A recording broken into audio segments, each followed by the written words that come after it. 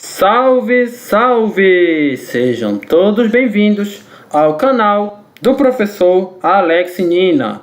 Hoje nós vamos falar de Market Share na análise do ambiente interno. Então tá aqui nosso sumário das aulas que nós estamos seguindo de planejamento estratégico e análise de empresas. E o Market Share, o que significa isso? Do inglês, fatia do mercado. Então, representa o percentual de alcance de uma organização ao seu mercado com base em um indicador. Então, nós já falamos na aula anterior, numa das aulas anteriores, da diferença de mercado para empresa ou organização, no sentido mais amplo. Então, o quanto é que essa empresa representa para o mercado, com base em algum indicador. Olha lá, 93% de todo o diesel vendido no Brasil é da Petrobras. Então, ela tem 93% do mercado de venda de óleo diesel no Brasil. Isso dados de 2018. Em 2000, os cartões de Itaú movimentaram 9,1% do volume de movimentações de cartão de crédito no Brasil. Já faz um bom tempo, mas foi no período que o Itaú começou a crescer muito, esse período aqui, né? Hoje é o maior banco do país. 47% de todos os produtos vendidos online nos Estados Unidos são pela Amazon. Isso é 2019.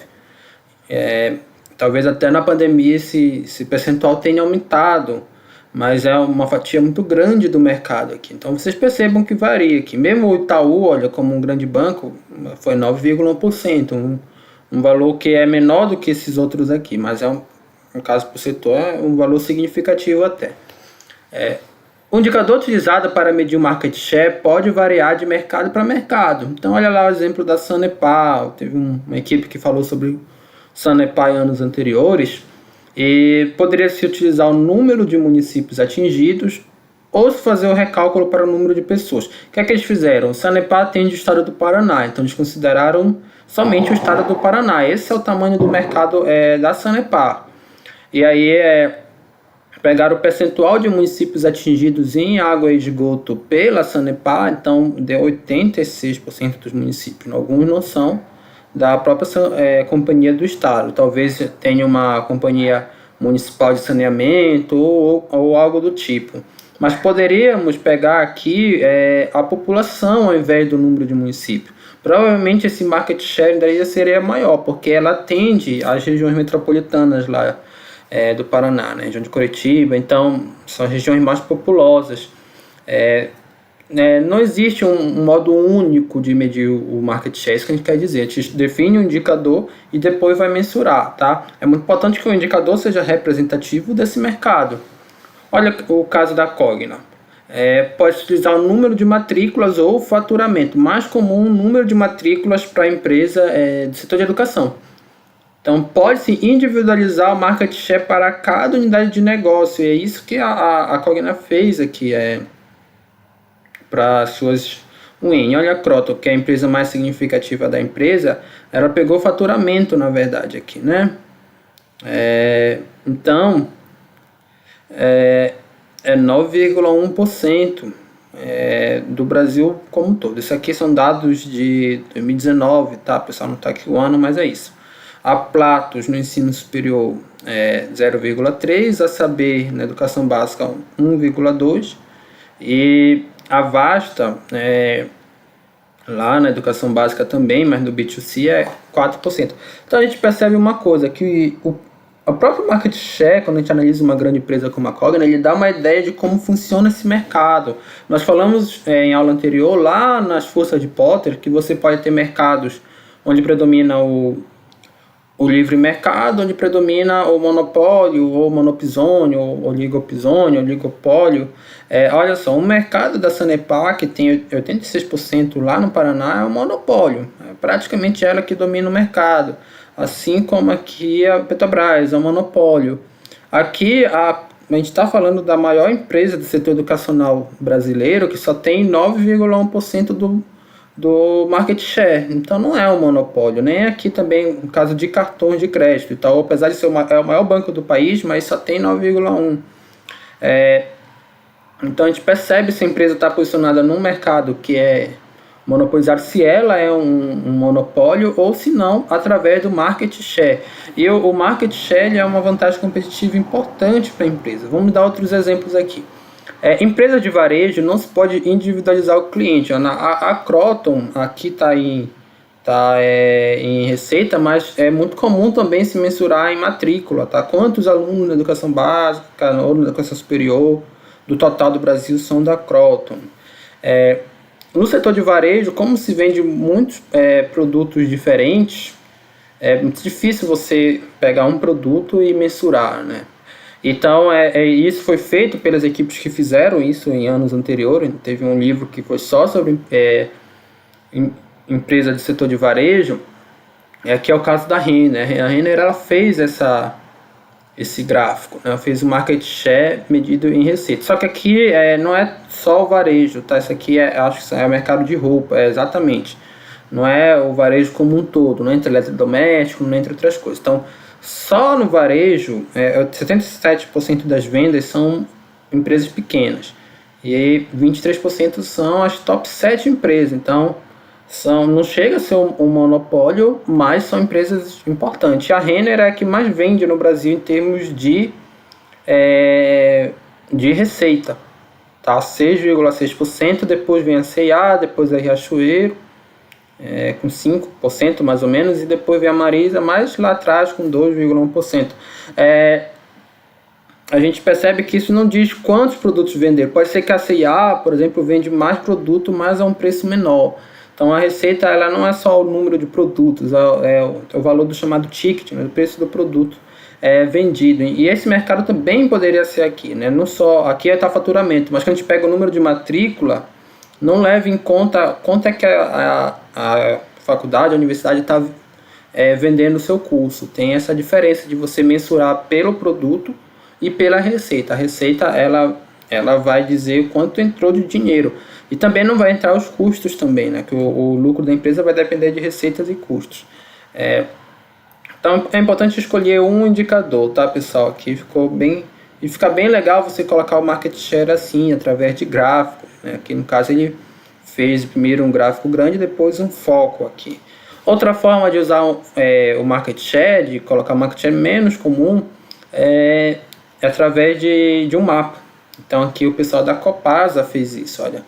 O market share foi explorado a partir de um mapa. Ó. Então a Copasa, a Companhia de Saneamento de Minas Gerais, colocaram o mapa de Minas Gerais, onde dá para ver os municípios que a Copasa atende. Depois você poderia pegar o percentual desses municípios em relação ao total de municípios de Minas, e aí você teria o market share exato da Copasa. Detalhe, a Copasa, ela, assim como a Sanepar, foi dividida em duas unidades de negócio, água e esgoto, que ela trabalha com as duas coisas, fornecimento de água e tratamento de esgoto. Então aqui em verde são os municípios que têm esses dois serviços, que seriam as duas unidades da Copasa. Uma parte aqui do norte, de Minas. Eu não sei o mapa de Minas, não sei onde fica BH, por exemplo, aqui, né? Mas eu acho que fica mais para cá, salvo engano. Aqui fica Uberlândia, essas regiões aqui. Município com concessão de água, ou seja, não tem esgoto, só tem água. Isso pela Copasa, tá? Não quer dizer que não tenha, pode ter outras companhias próprias de esgoto atuando. Município sem concessão, e aqui acho que é outra empresa, Copanor, né? Quer ser do norte de Minas Gerais, que é realmente aqui na região norte, que acho que está São Gonçalo, né? Me corrija aí se tiver algum mineiro assistindo. Então, aqui a gente percebe, por exemplo, que pelo menos nesse mapa, a Copasa ela tem um market share menor do que a Sanepar, né? Eu não vejo aqui 80% dos municípios em verde e azul, né? Se a gente somar tudo isso aqui, eu acho que não dá 80% dos municípios de Minas Gerais, tá? É interessante mostrar aqui, até para a empresa, para ver onde é que ela pode se expandir. É interessante esse marketing mapa. Não é toda empresa que dá para ser feita aqui, a gente está falando de uma empresa num setor que tende a ser um monopólio, tá? Mas nem sempre, mas tende a ser um monopólio, assim como o setor elétrico também tende a ser um monopólio. Não confundir, faltou aqui colocar o R, confundir. market share da empresa com percentual de aumento desse market share. Então aconteceu, esse foi aqui um trabalho nas lojas americanas. A equipe entrou lá no site das lojas americanas e tinham vários dados e ela mostrou aqui, ó, dados no caso da B2W Digital, que é o canal digital das lojas americanas. No ano de 2019, aí eles reportaram aqui várias coisas do marketplace, novos sellers, e aqui market share 29,7%. Aí a turma falou, então market share das lojas americanas é 29,7%. E não é isso, porque aqui ele está ressaltando o aumento do market share, que aconteceu talvez de um semestre para outro. Teria que ver como é que foi divulgado esse resultado. Não é que 29% de tudo que é vendido online no Brasil foi pelas lojas americanas. Seria um market share muito alto. Então tem que ter muito cuidado para ver como é que a empresa está apresentando esses resultados. Né? Quando a empresa coloca, às vezes a empresa nos seus releases, nos seus relatórios técnicos, elas colocam o market share, né? A Cogna colocou ali, esse gráfico aqui veio da Cogna, mas às vezes não, aí você precisa encontrar de alguma outra forma, aí, como fizeram aqui com a Sanepar. Olha lá, então eles pegaram lá o total de municípios atingidos pela Sanepar e dividiram pelo total de municípios do Paraná. Então tem isso. Olha só, se o market share inicial era de 30% de 10% aqui nesse exemplo, depois subiu para 13%, houve um crescimento de 30%. Então não confundir o que é crescimento do que é o market share de fato, tá?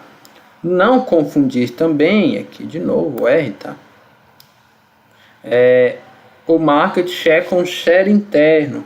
Então, o share interno é a fatia de cada negócio em relação à empresa. Nós falamos uma das aulas anteriores de unidades de negócio, que você pode avaliar qual é a proporção de cada unidade de negócio em relação ao total da empresa. A gente até deu o exemplo da Cogna, em que a Croton é a unidade de negócio com maior faturamento, é a maior unidade de negócio da empresa. E aqui é também outro exemplo da Centauro.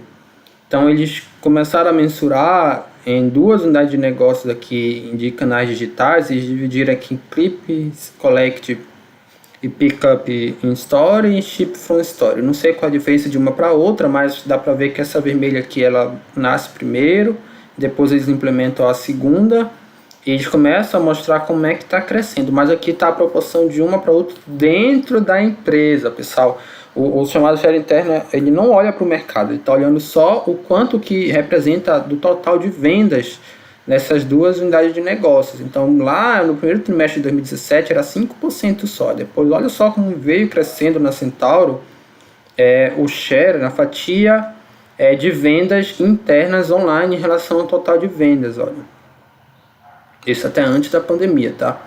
Chegou aqui a 44% os dois canais. Então ela realmente está crescendo bastante, né? E aí você também consegue ver que é 26% aqui num e 18% no outro, isso no quarto trimestre de 2018, então já fazer aí quase 3 anos.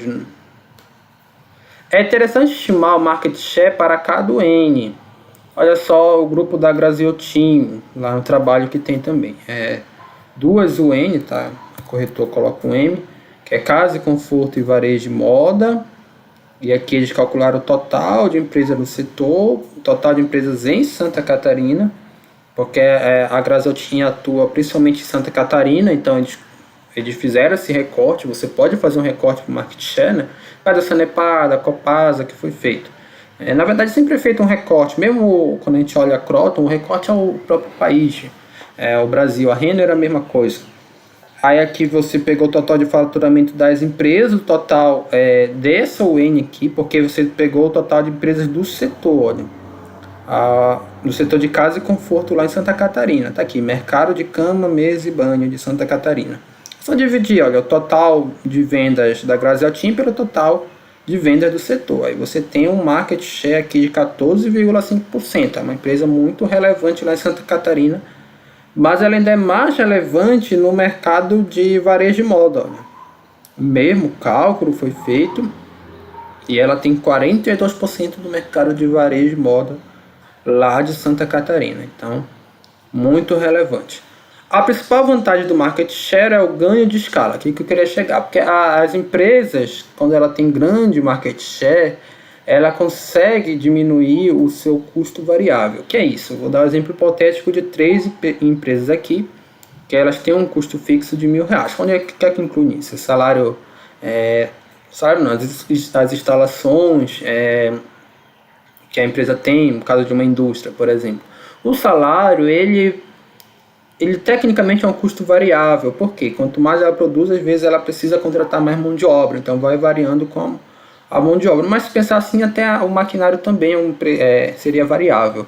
Mas uma vez instalada numa determinada situação e que já tem todos os funcionários, por exemplo, se a empresa tiver que parar a produção, ela não vai demitir de imediato os funcionários, e aí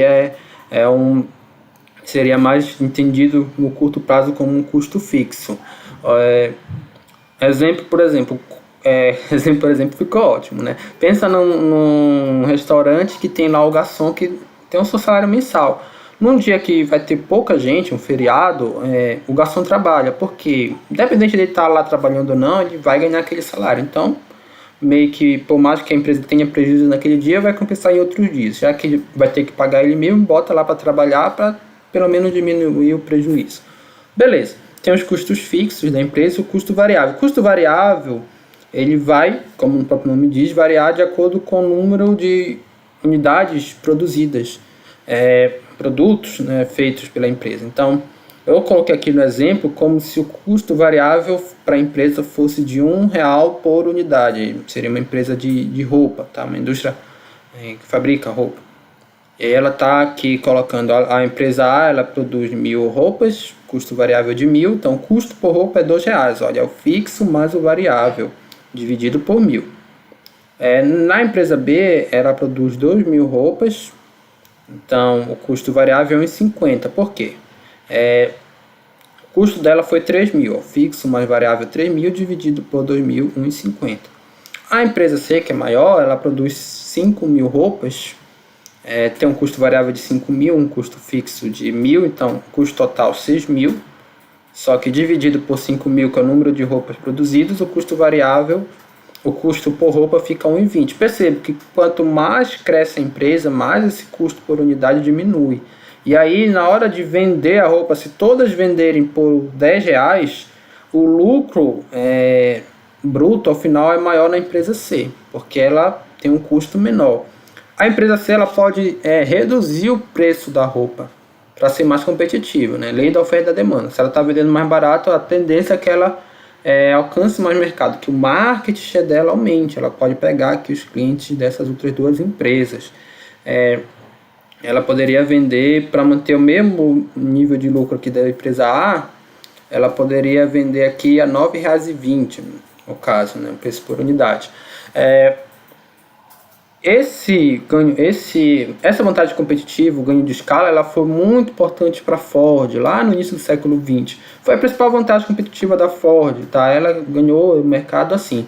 Claro que não é a única vantagem competitiva, né? No recorrer do tempo, a gente até falou da GM também, que usava o ganho de escala, a mesma estratégia da Ford. Ela acabou se mostrando nem sempre a vencedora, né? Claro que até hoje é importante.